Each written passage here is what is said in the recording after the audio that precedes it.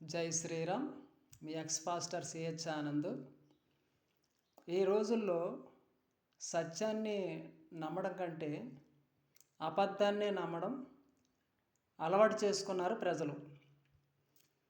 అందుచేత మన సనాతన హిందూ ధర్మం గురించి చాలామందికి తెలియక అపార్థం చేసుకొని క్రైస్తవ్యం స్వీకరిస్తూ ఉన్నారు. క్రైస్తవులు పెట్టినటువంటి యూట్యూబ్ ఛానల్ను చూసి వాళ్ళు అదే నిజమని నమ్ముతూ భ్రమిస్తూ మతానికి గురవుతున్నారని తెలియజేయడం జరిగింది. కొంతమంది మన ఈ విశ్వం గురించి వీడియోలు చేయడం జరుగుతూ ఉన్నది. నేను చెప్తున్నాను, సైన్స్కి కానీ విజ్ఞానానికి కానీ జ్ఞానము లేదు. సైన్స్కి కానీ విజ్ఞానానికి కానీ జ్ఞానము లేదు. జై శ్రీరామ్. ఇది మీరు గుర్తించాలి. జ్ఞానం అనేది ఆధ్యాత్మ యొక్క నేత్రానికి సంబంధించింది, విజ్ఞానానికి సంబంధించింది కాదు. శరీర నేత్రము రక్తమాంసంలో కలిగినటువంటి నేత్రములతో సత్యాన్ని గ్రహించజాలడు. ఇది తెలుసుకోవాలి. మాంసం నేత్రములతో సత్యమును గ్రహింపజాలడు. ఇతడు శరీరం ధరించుకున్న నేత్రములతో చూస్తే ప్రతి వ్యక్తి కూడా గుడ్డివాడితో సమానమే. కనుక ఆధ్యాత్మ యొక్క నేత్రము కలిగినటువంటి వాడే నిజమైనటువంటి సత్యాన్ని గ్రహించగలడు. జై శ్రీరామ్. ఇది తెలుసుకోవాలి. చాలామంది మనం భూమి మీద నిలబడి ఆకాశం వంక చూసినప్పుడు చూసినప్పుడు ఆకాశంలో నక్షత్రాలు కనిపిస్తూ ఉంటాయి. అవన్నీ గ్రహశలకాలు, అవన్నీ గ్రహాలు. అవి లోకాలు కావు. గ్రహాలు మాత్రమే, అవి లోకాలు కావు. జై శ్రీరామ్. ఇది గ్రహించాలి. చాలామంది సైన్స్ శాస్త్రవేత్తలు ఆకాశంలోని వైకుంఠం ఎక్కడుంది, బ్రహ్మలోకం ఎక్కడ ఉన్నది, నరకం ఎక్కడ ఉన్నది అని చెప్పి సైంటిస్టులు తీసినటువంటి వీడియోలు గూగుల్ క్రోమ్లోని అప్లోడ్ చేయగలగానే ఆ ఇంటర్నెట్లోని అవన్నీ నెతికేసి కదా యూట్యూబ్ ఛానల్ పెట్టేసేసి, ఇదిగో వైకుంఠం ఎక్కడ ఉంది, ఇదిగో సత్యలోకం ఎక్కడ ఉంది, ఇదిగో నరకం ఎక్కడ ఉందని చెప్పి యూట్యూబ్ ఛానల్లోని వీడియోలు పెట్టేసి బొమ్మలు పెట్టేసి చూపించేసి మాట్లాడేస్తూ ఉంటే హిందూ సనాతన గ్రంథాలు చదవలేనటువంటి మన హిందువులు భ్రమకులోనై వాళ్ళు చెప్పిందే కరెక్ట్ అని లక్షల కొలుతూ సబ్స్క్రైబర్లు చేసుకుంటున్నారు, లక్షల కొలుతూ లైక్లు చేస్తూ ఉన్నారు, వాళ్ళకి సపోర్ట్ చేస్తూ ఉన్నారు. జై శ్రీరామ్. అది మీరు తెలుసుకోవాలి, ఖచ్చితంగా ఖండించాలి దాన్ని. నేను ఇప్పుడు చెప్పబోయేది ఏంటంటే, ఈ విశ్వంలో మనకు కంటికి కనిపించే విశ్వంలో వైకుంఠము లేదు, మన కంటికి కనిపించే ఈ విశ్వంలోని సత్యలోకము లేదు, నరకము లేదు, ఏమీ లేదని మీరు తెలుసుకోవాలి. ఎందుకంటే ఇప్పుడు నేను చెప్పబోయే ఈ వీడియోలో కొన్ని విషయాలు మీరు గ్రహించాలి. మన కంటికి కనిపించే ఈ విశ్వములో వైకుంఠము లేదు, స్వర్గలోకము లేదు, నరకము లేదు, ఏమీ లేదు. ఇది కేవలము మానవలోకము, మర్మలోకం అంటారు దీన్ని. ఏ లోకం ఇది? మన కంటికి కనిపించే లోకాన్ని మధ్య ఆకాశం అని కూడా పిలువబడుతుంది, 2 మర్మలోకం అని కూడా పిలువబడుతుంది, 3 భూలోకం అని కూడా పిలువబడుతుంది. ఇది మీరు గ్రహించాలి. నేను ఒకసారి చూపిస్తాను, చూడండి. ఇక్కడ చూస్తున్నారా మ్యాప్? ఇదంతా ఇక్కడంతా ఈ మ్యాప్ చూస్తున్నారు కదా. నేను త్వరగా వివరిస్తాను నేను. అయితే ఇక్కడ మీరు చూడండి, ఇక్కడ కొన్ని లోకాల గురించి నేను రాయడం జరిగింది ఇక్కడ కదా. ఇవి 14 లోకాలు: సత్యలోకము, తపోలోకము, జనలోకము, మహాలోకము, స్వర్గలోకము కదా, స్వర్గలోకము, భువర్లోకము, భూలోకము. ఇవన్నీ కూడా ఇవి 7 లోకాలు. కింద మన నుండి కిందకి అతలలోకము, వితలలోకము, సుతలలోకము, రసాతలలోకము, తలాతలలోకము, మహాతలలోకము, పాతాళము. మన నుండి కిందకి 7 లోకాలు ఉన్నాయి, మన నుండి పైకి 6 ఉన్నాయి. మొత్తం కలిపి మనతో మొత్తం కలిపి 14 లోకాలు. ఏ లోకానికి సంబంధించిన లోకానికి కదా ఏమంటారు దీన్ని? ఈ అడ్డుగోడ ఉన్నది. ఆకాశం అనే అడ్డుగోడ ఉన్నది.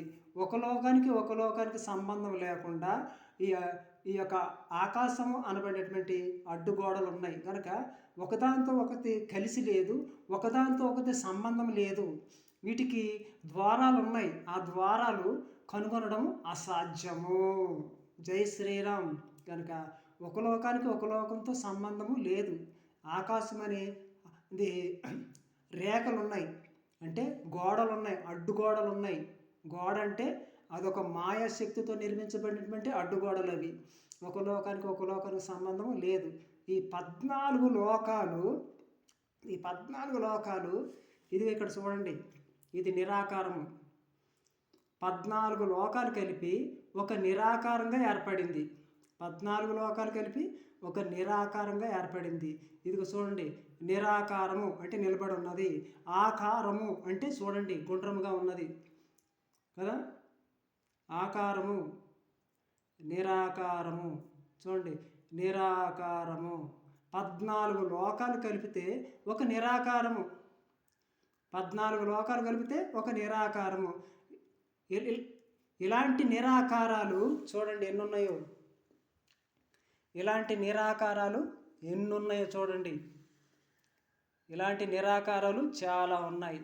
ఒక్క నిరాకారము చూడండి, ఒక్క నిరాకారంలో 14 లోకాలు ఒక్క నిరాకారంలో ఉన్నాయి.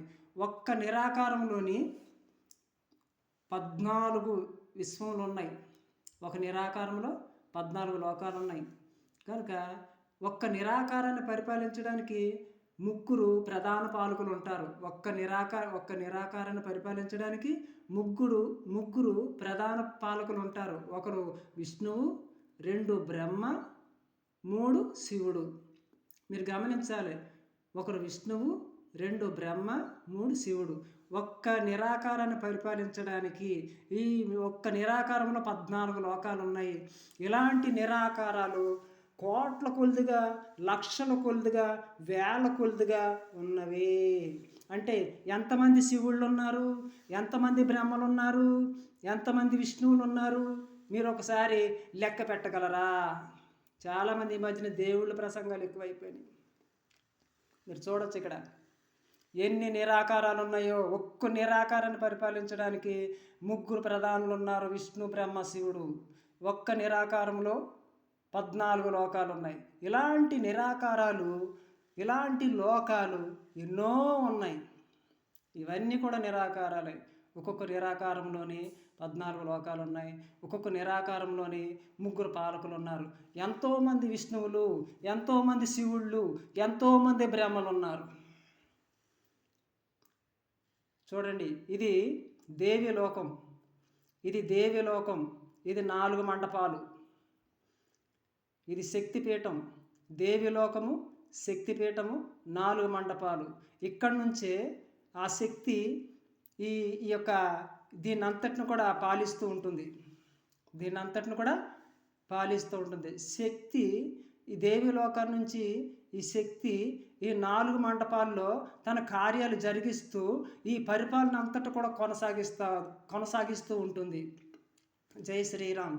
ఇది ఆమె పాదము, ఆమె ఒక్క గోరు అన్నమాట. ఆమె పాదములో ఒక్క గోరులో ఈ నిరాకారాలన్నీ కూడా ఇమిడి ఉన్నాయి. అంటే ఆ శక్తి ఎంత గనురాలో మీరు ఊహించండి. ఇక్కడి నుండి పరిపాలిస్తూ ఉంటుంది కనుక మహర్షులు ఏమన్నారంటే మాయా అన్నారు. అంటే వాళ్ళకి తెలియలేదు, మాయ అన్నారు. అంటే పరిపాలిస్తుంది. ఇన్ని నిరాకారాలు సృష్టించి ఇంతమంది బ్రహ్మల్ని, ఇంతమంది విష్ణువుల్ని, ఇంతమంది శివుల్ని సృష్టించి ఇక్కడి 4 మండపాల నుంచి ఈ యొక్క దేవి ఈ నిరాకారాలని ఇదంతా కూడా చూసుకుంటూ పరిపాలిస్తూ ఉంటుంది. ఇవన్నీ కలిపి ఆమె పాదములో కొనగోటిలో ఇమిడిపోయి ఉన్నాయి. జై శ్రీరామ్. ఇప్పుడు చూడండి, వైకుంఠం ఎక్కడుంది, సత్యలోకం ఎక్కడుంది, కైలాసం ఎక్కడున్నది, నరకం ఎక్కడున్నది? చూడండి ఇక్కడ ఇంకోండి, సత్యలోకం ఒక్క